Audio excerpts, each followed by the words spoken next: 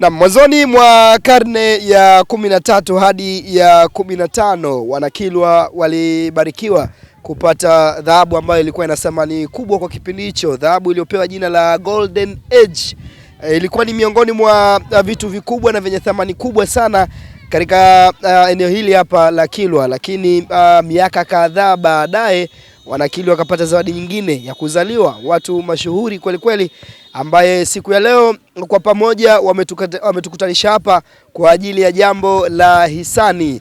Kulia ni Ghalibu Mzinga, kwenye red corner, blue corner yupo Sopu.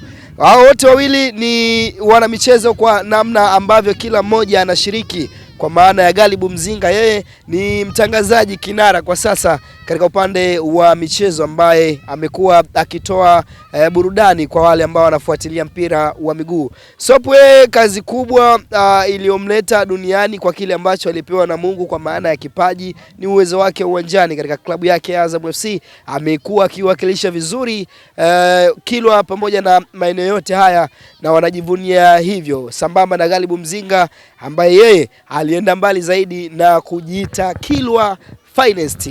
Mpenja TV tupo hapa katika eneo hili la uwanja ambapo itachezwa mechi ya hisani inawakutanisha Wanakilwa hawa wawili, Mafinest hawa wawili kutokea Kilwa, ambao watacheza hapa mechi ya hisani. Ni ndugu wanatokea sehemu moja, lakini ndani ya dakika 90 hapa kila mtu amejipanga kwa namna ambavyo yeye amejipanga, na nje ya kamera ni kuibia siri, wawili hao wamekuwa wakitambiana kweli kweli kuelekea katika mchezo huu wa hisani unaochezwa hapa katika eneo hili hapa. Mimi ni 255 kwa nyuma kamera ni Luke de Pablo, lakini nikukumbushe tu tunapewa nguvu kubwa na Mchinda Maturubai. Kwa wale ambao wanahitaji kufunga mzigo wako ukiwa unahitaji pia kufika salama, basi hakikisha unawasiliana na Mchinda Maturubai. Bila kusahau wanangu wa kuweka mikeka hapa, nawazungumzia leo ni beti Simba la mikeka. Mechi za kombe la dunia zinaendelea leo na siku zijazo, ikiwa leo Uingereza yupo kibaruani dhidi ya Norway. Kwa wewe ambaye umekuwa ukiweka bashiri zako, basi hakikisha unapita katika akaunti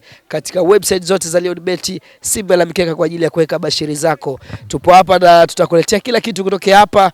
Nikwambie tu, nikukumbushe, tupo Kilwa, sehemu ambayo ina historia kubwa kwa Tanzania, sehemu ambao wamepita masultani wengi ambao wewe uwafahamu.